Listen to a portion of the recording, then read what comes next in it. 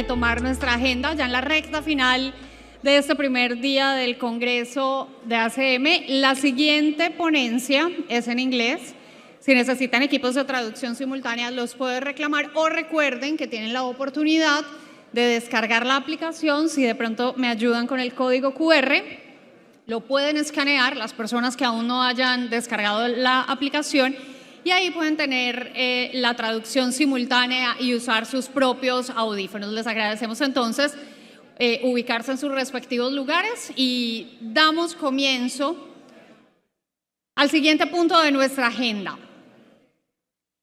Tenemos invitado internacional.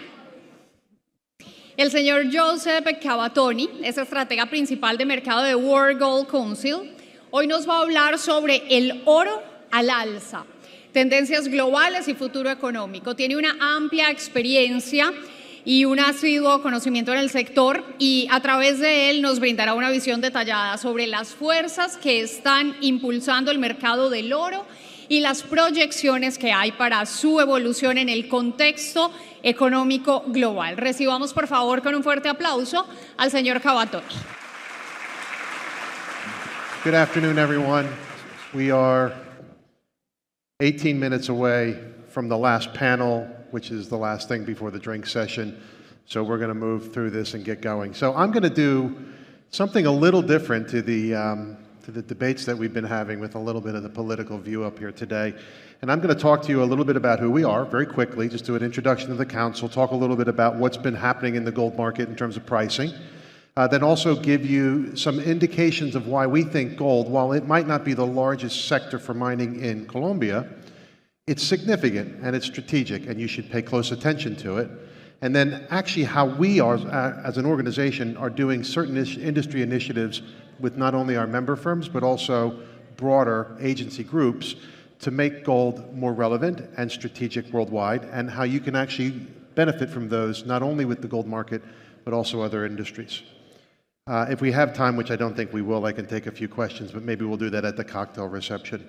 So very quickly, the World Gold Council is a membership organization. We're made up of the largest gold mining companies worldwide. It's about 34 member firms as of this point. 4 of those organizations have operations here in Colombia. So what we do as an organization is we collect data, insights, and research. We provide it to clients so that they have transparency and understanding and an educated platform to make a decision on their investment in gold. Pretty simple. But in addition to that, we do policy work, we do work with industry, and we do work with governments to make changes so that it can be better trusted as an asset, gold, better understood and transparent in terms of its sourcing and its actual price reliability, and then ultimately consumed in a more comfortable and confident way. So really just trying to make sure that people can understand the asset, trust when they get access to it, and ultimately consume it in an effective way, whether it's through the form of a consumption in the retail side or in the investment form, and we'll go into a lot of that now when we talk a little bit about the market. But we always like to start with a very key data point around the gold market, and that is that it is a global market, and that nothing, one individual factor, will drive its price. It's global in nature, it's emerging market in terms of the profile of who's consuming it the most, and you have to understand that when you think about how to look at gold and understand its behaviors. We break it down into 2 different categories, one being on the right side of the chart, you'll see the tactical or short-term factors. This is when the market gets pushed around, speculation and activity that's actually trying to jump ahead of market data or insights. And what we tend to want to do is let people be aware of that and understand those short-term forces that are at play. But more importantly, we try to make sure that they have a very good understanding of the strategic drivers, the long-term impact on what gold's doing. And that's ultimately where we see the growth in the asset, wealth creation and wealth savings in the asset, strategic and long-term impact. Now, 2023, we thought we had a fantastic year, and we did, but that's been outpaced by 2024. Year to date, the asset's up near 22%. And it's holding firm on the basis of the price in all currencies around the globe. So gold is hitting record prices. Earlier in the year, I was excited to get into the media and talk a little bit about what's going on with the gold price. Then I started to get bored by repeating myself over the fact that we're hitting record prices. We're continuing to see an upward trajectory, and there's a lot of good reason for it. And it's simply because of these four categories of how gold gets consumed.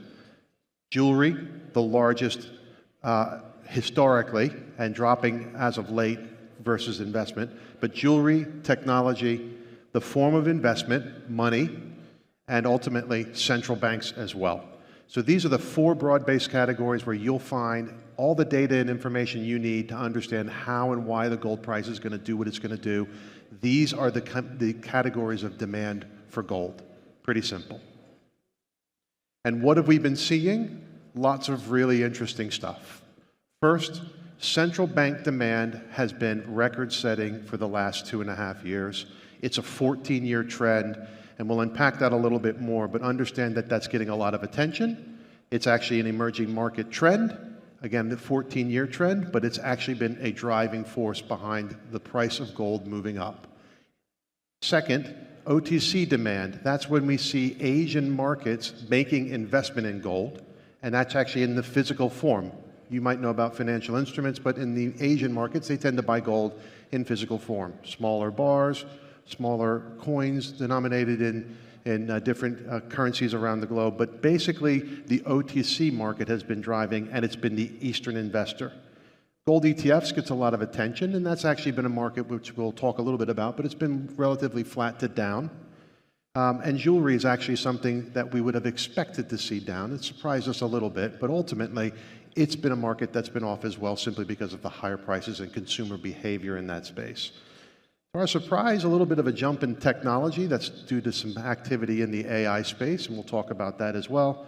And mine production's hitting its record levels of about 3% growth, which is on the high end. You should expect mine production to be growing at about 1 to 2% on an annual basis.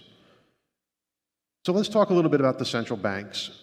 Again, this is something that's been happening for the last 14 years, but the last 3 years in particular, the emerging market central banks have seen concerns and an interest in diversifying away from fiat currencies, in particular the dollar.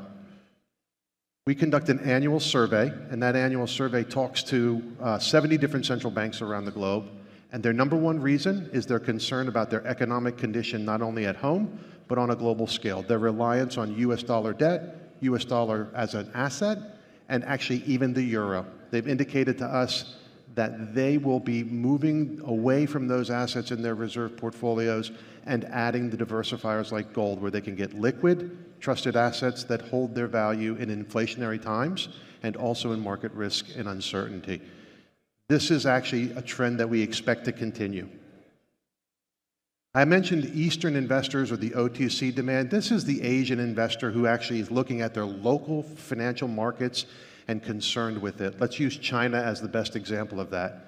You hear a lot about how the Chinese property market's having a lot of problems. The equity markets are unpredictable. The level of debt that's been incurred onshore has been pretty high, and there's been default levels that have been high. You're seeing the Chinese investor domestically having access to a very liquid and robust market, make the investment and diversify into gold.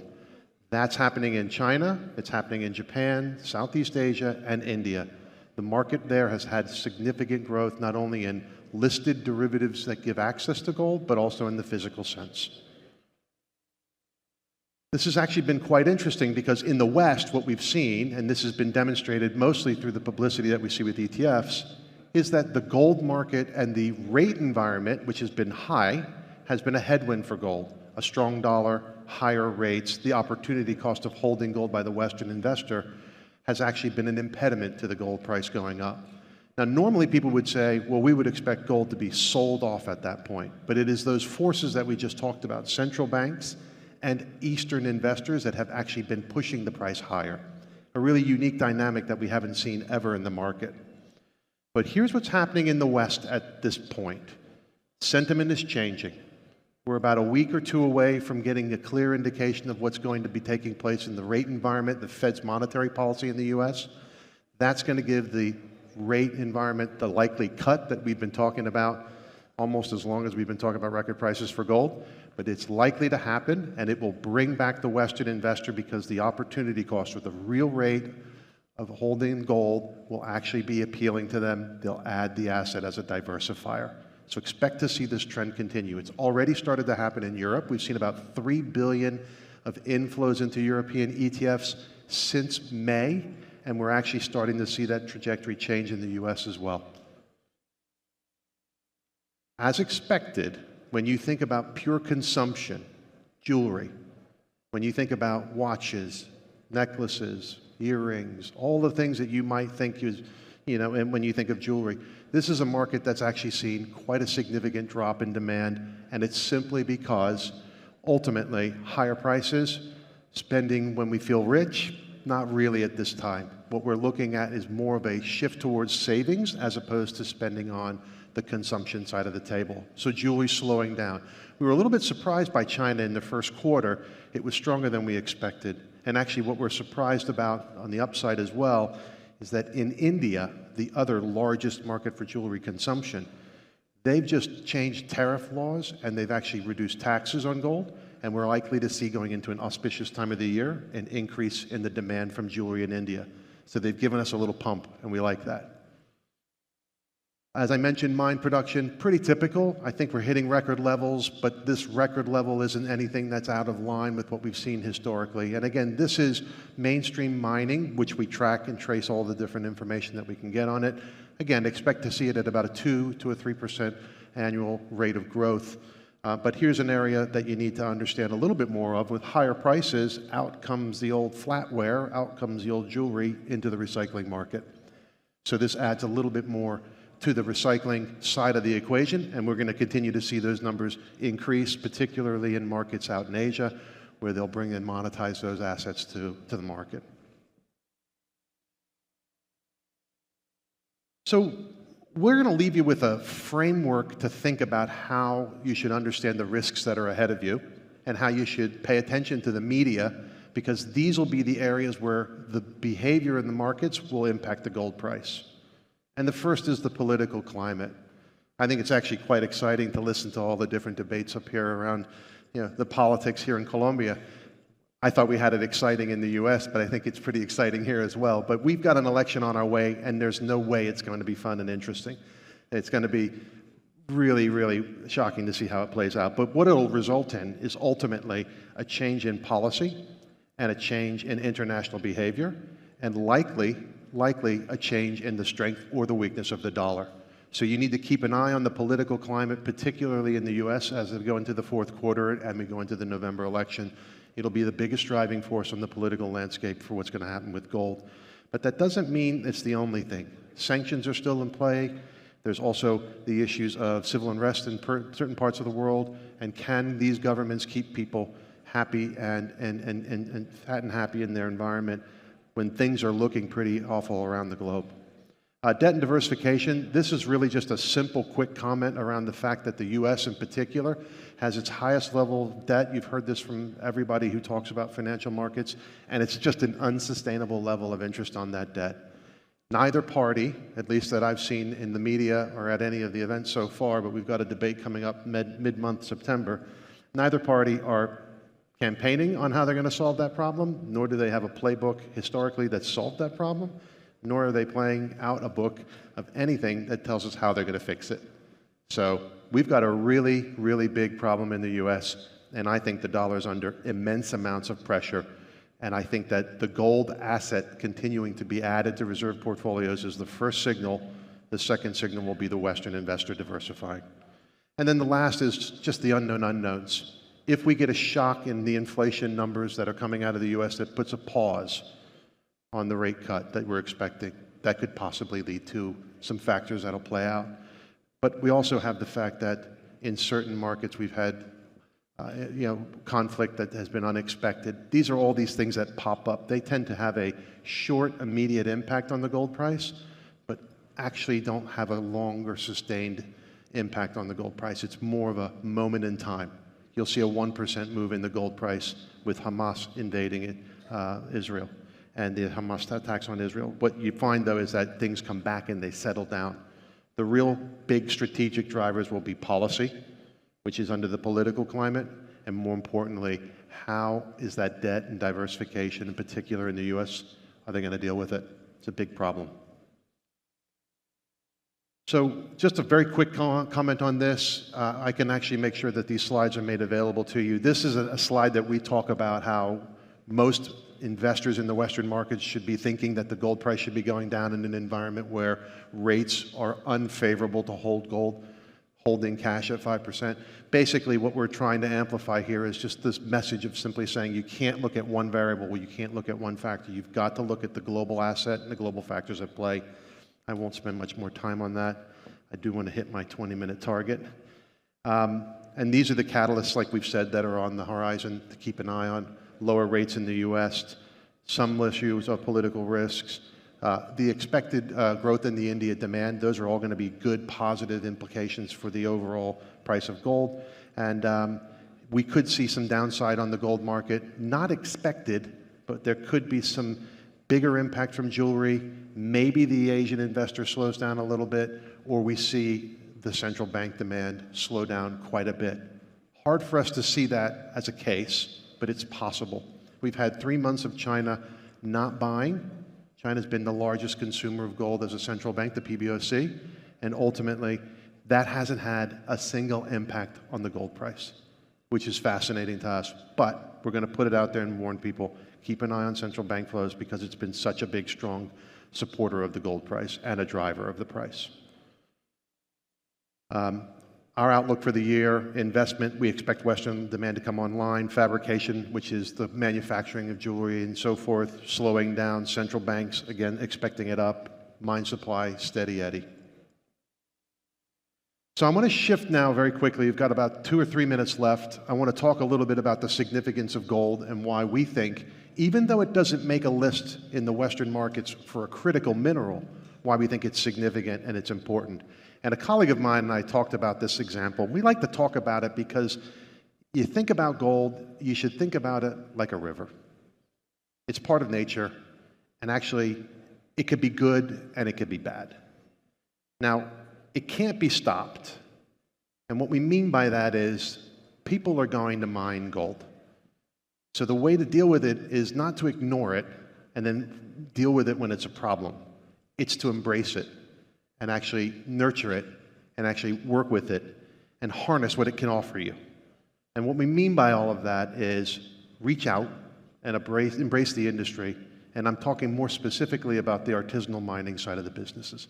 The large-scale mining business has done an amazing amount of work to actually bring rules, bring behaviors, bring best practices to market.